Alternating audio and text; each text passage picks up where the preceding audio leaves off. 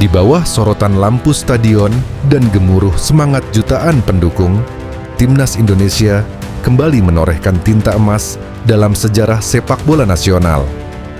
Dalam laga penuh gengsi melawan Cina, skuad Garuda berhasil mencetak kemenangan tipis namun bermakna 1-0 yang menjadi bukti kemajuan nyata dalam pola permainan, persiapan matang, dan sinergi lintas lini dari para pelaku sepak bola nasional.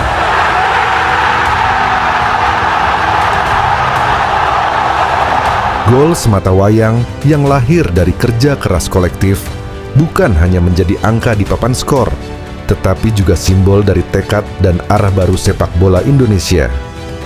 Ini bukan sekadar kemenangan biasa, melainkan refleksi dari sistem yang mulai berjalan sebagaimana mestinya.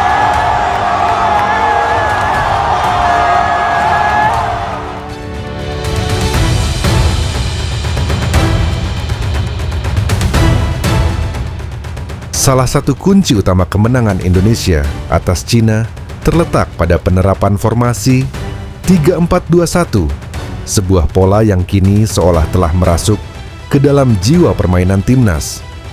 Bukan formasi yang asing, tapi kini menjadi fondasi dari cara bermain Indonesia yang modern, dinamis, dan fleksibel.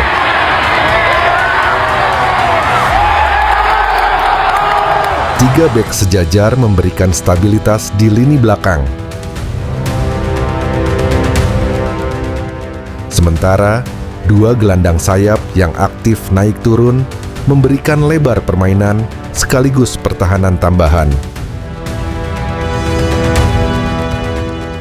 Di tengah, dua gelandang pekerja keras menjaga keseimbangan permainan, mengatur distribusi bola, sekaligus melakukan pressing tinggi saat kehilangan bola.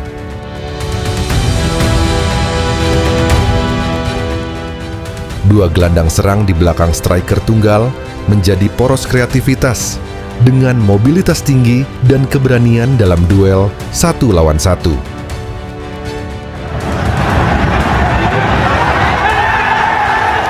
Ini adalah bentuk sepak bola modern, kolaboratif, terstruktur, namun tetap memberi ruang untuk improvisasi. Formasi ini bukan hanya soal angka di atas kertas, tapi telah menjadi DNA baru timnas yang memberi hasil nyata.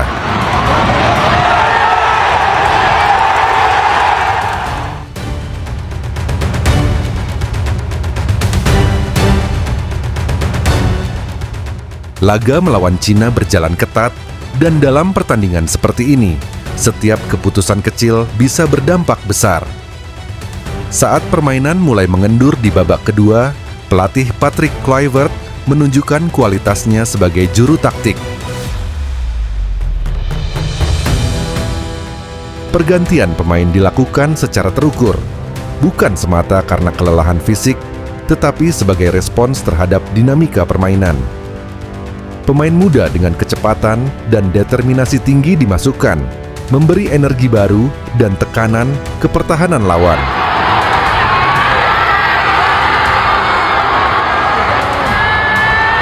Hasilnya pun nyata. Salah satu pemain pengganti hampir saja menggandakan keunggulan Indonesia atas Cina. Bukan kebetulan, melainkan buah dari pengamatan, persiapan, dan kepercayaan pelatih terhadap kedalaman skuad yang ia miliki. Indonesia di sisi Indonesia, 3 poin. Come on! Come on! Come on! Efektivitas pergantian ini menunjukkan bahwa Indonesia kini tidak lagi bergantung pada 11 pemain awal. Kekuatan kolektif dan rotasi strategis menjadi senjata baru.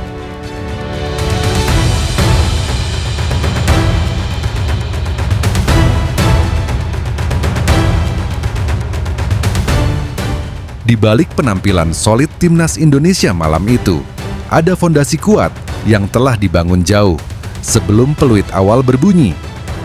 Salah satunya adalah keputusan cerdas dalam memilih lokasi pemusatan latihan di Bali United Training Center.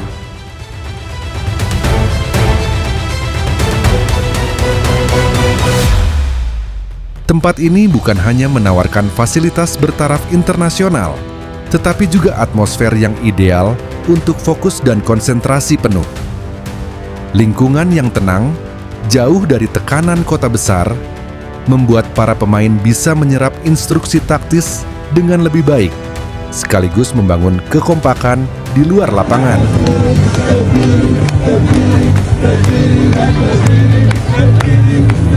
Selain latihan teknik dan fisik, di tempat inilah pemain dibekali mentalitas kompetitif dan disiplin. Training center ini menjadi rumah sementara, di mana mimpi-mimpi besar disusun dengan kerja keras dan kebersamaan.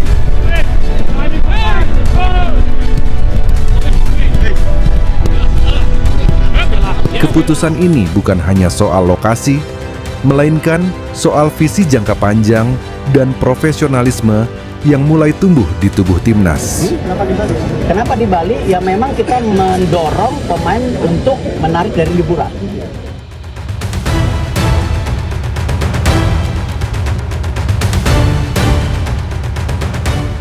Tim hebat selalu dimulai dari pelatih yang tepat.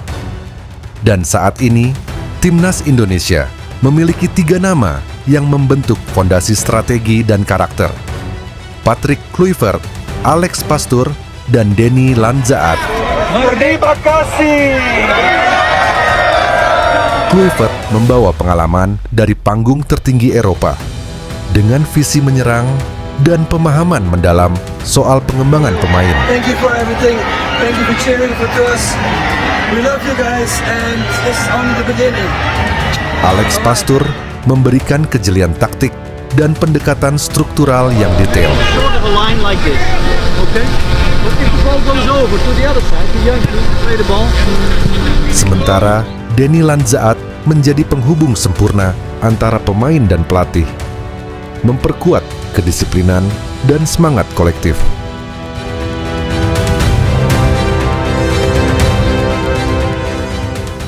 Kolaborasi mereka bukan hanya harmonis, tapi juga salut terhadap kultur sepak bola Indonesia, menunjukkan bahwa mereka tidak sekadar datang untuk melatih, tapi juga untuk membangun.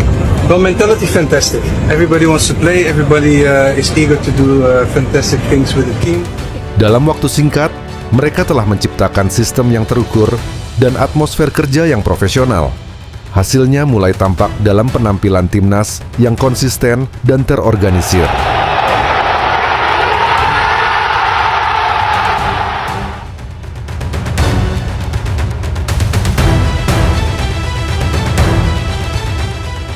Namun, semua upaya itu tidak akan berarti tanpa dukungan dari luar lapangan. Di sini, PSSI menunjukkan peran sentralnya dalam memfasilitasi dan menyatukan semua elemen. Luar biasa, ini bukti bahwa pemain diaspora, pemain Indonesia, Liga Indonesia kalau liganya naik terus. Pemerintah memberikan dorongan nyata, baik dari sisi anggaran, fasilitas, hingga kebijakan strategis. Kali ini kita beruntung bisa masuk ke Olimpiade. Dan yang paling menyentuh adalah dukungan penuh rakyat Indonesia.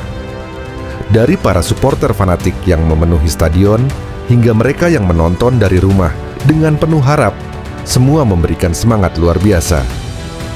Dukungan ini menciptakan rasa tanggung jawab di pundak para pemain yang bermain bukan hanya untuk diri mereka sendiri, tapi untuk 270 juta rakyat Indonesia. Saya Bram Pranugraha untuk mewakili tim Persib di tim nasional. Semoga tim nasional melanjutkan ke Liga 2. Ini adalah bentuk kekuatan kolektif yang menjadi modal besar untuk melangkah lebih jauh.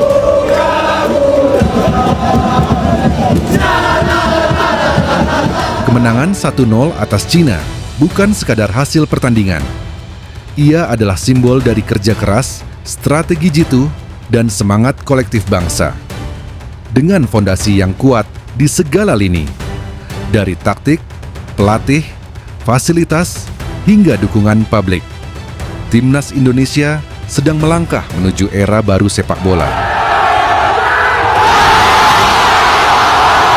Dan malam itu, satu gol menjadi saksi bahwa mimpi besar sepak bola Indonesia bukan lagi sekadar angan-angan belaka, melainkan kenyataan yang sedang tumbuh dengan nyata.